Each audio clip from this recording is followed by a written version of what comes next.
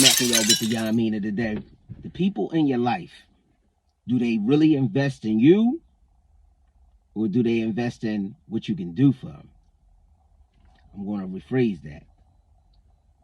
Do the people in your life invest in you as the individual? Or do they invest in what you can do for them? Why are people in your life? What are they there for? Today is about scanning the whole field of players that's in your circle. What are they there for? Who are they? Do they really, really rock with you? Or they rock with the opportunity that you can bring? See, people out here today, they have their own motives, their own intentions. And nobody's exempt. There's no exceptions. Mom, grandmom, aunts, uncles, cousins, brothers, significant others, husbands, wives, girlfriends, boyfriends. Nobody is exempt. Today, people, you don't even know what their motives are. So today is your time to question people in your circle. You got to look at everybody. Why are they here? Do they really, really rock with me? Or do they rock with the opportunities that you can bring? What are they invested in? When you're down and out, and money is not coming through to your liking, you're in a financial jam, do those phones ring? Do people holler at you, say, yo, are you good?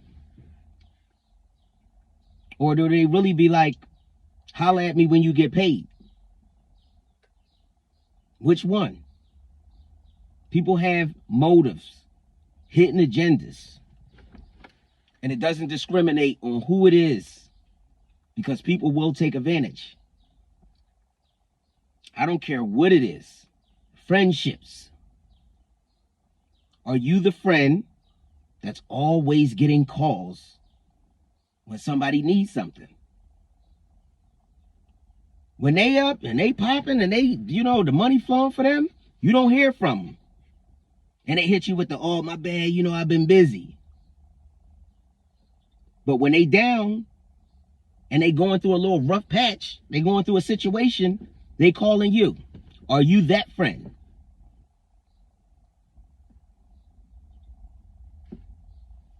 This is what we have to ask ourselves today.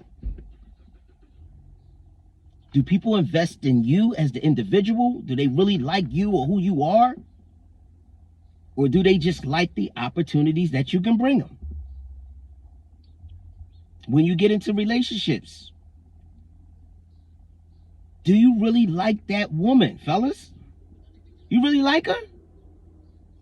Or you like the opportunities that she can bring? When somebody asks you, yo, what's up? You know what I mean? When you meet your girl, man, like, what's the deal? Are you riffing and raving? Are you bragging about her? Are you saying, yo, I'm deeply in love with this woman? Or are you saying, oh, yeah, I'm with her because she know how to cook? Only because her hair game crazy. She sex me right. She a nurse. She make good money. She going to be a lawyer. She going to make good money. Is that the only reason? You hear fellas today, yo, what's up, bro? Like, yo, congratulations. Get married, yo, what was it about her? Or, bro, like, it was just time. Like, she know how to cook. That's it? Like, your grandmom is still alive and she knows how to throw her ass off. Everybody knows grandmom cooking in the neighborhood. So you only married that girl just for that? You're not in love with her? But this is what happens today. People are getting together for business. It's not I fell in love with the person first, receive the benefits second. Like, receive the benefits second, but love the person first. It's not like that anymore. Today, the relationships, the marriages are an LLC today. And my thing is like, yo, I don't need to change nobody's last name just for financial, so we can own a bunch of houses together, and I don't need to do that. Join my LLC. I have one, and I plan on having at least 3 more, God willing, in the next 3 years or 4 years. Join the LLC. If we're attracted to each other, listen, we get busy every now and then.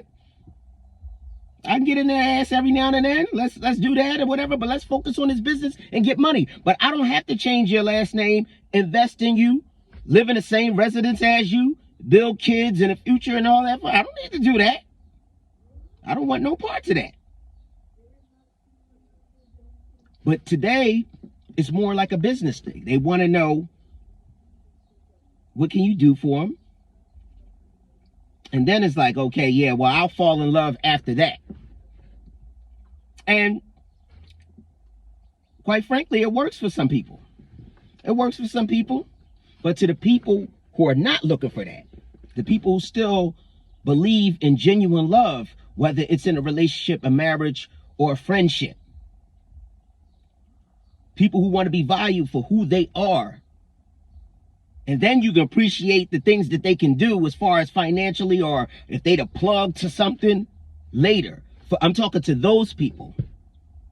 You got to evaluate your circle. Because the genuine love today is not here. It's rare. People will stay and tolerate you for what you can bring. And if you know you're not that type of individual, and you know that you want the realness around you,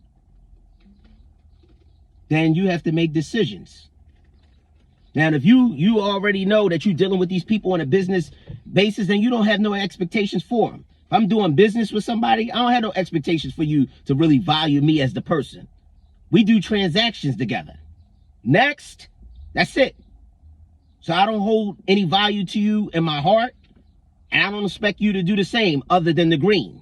Because that basically brings us together.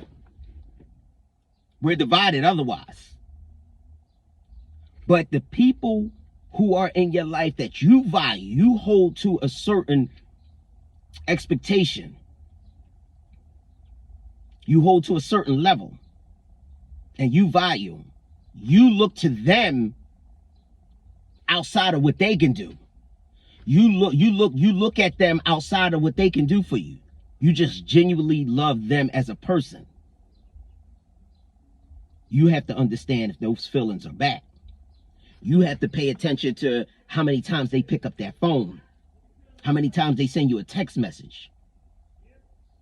Doesn't have to be every day, but you have to understand that if they are there when you get, you know what I mean? Like you run through a jam, you down and out, you going through a rough patch. You scratching and surviving on something, because we all fall short on something. We all fall short. And we always gonna fall short every now and then. It's just a testament of life. We don't get on these social media accounts and show our struggles. We're gonna show the good stuff. We're not gonna show the struggles. We're not going to admit, our struggles and everything. And when I'm speaking just as a whole. I'm not saying myself, because I do. It's nothing. You're not going to get the phoniness with me. Like, I'm real. I go through trials and tribulations just like anybody else. I make things happen. In my darkest moments, you see me put on a smile and you see me kept trucking. Nobody knows what I go through because I don't have to explain that part. But if somebody asks me, I'm like, hell yeah. Shit, last year was a rough patch. But I'm going to get up and do what I got to do. Ain't no complaining over here. Ain't no complaining over here. There's no need to complain. You just got to, turn up your game and get it on out here and get to where you need to get to. And keep it moving, because we all know we have ups and we have downs. Money is an up and down process. It's a roller coaster. Money is nothing but a roller coaster. It goes up and down. rich people tell you how much, you know what I mean, money they lost. You know what I mean? They still rich, but they'll be in a situation like,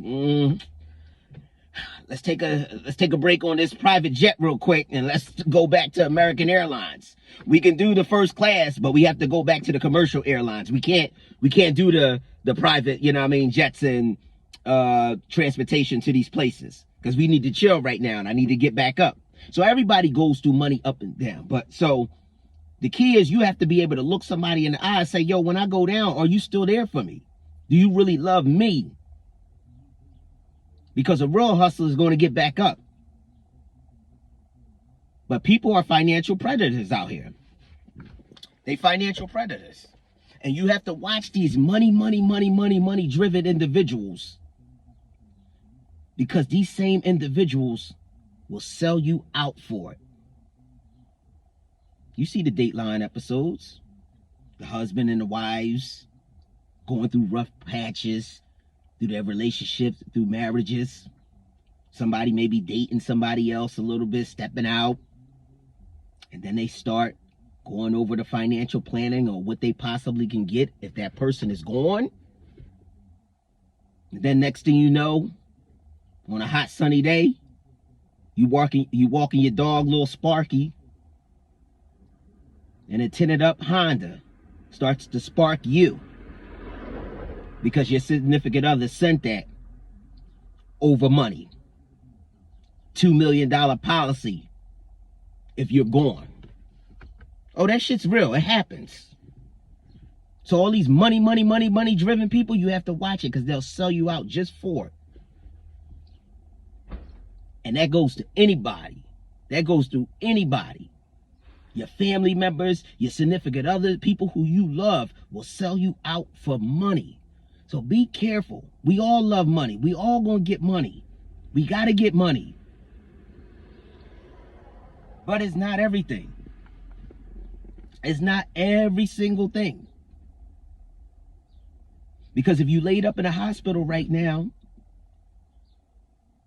and you don't have your senses, you're sick to death, trust and believe, you're not worried about no money.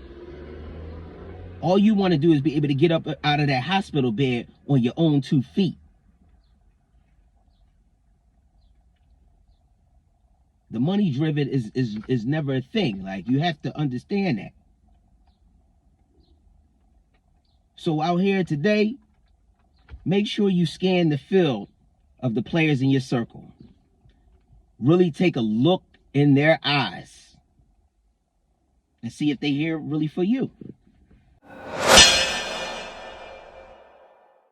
The voice of Rizz!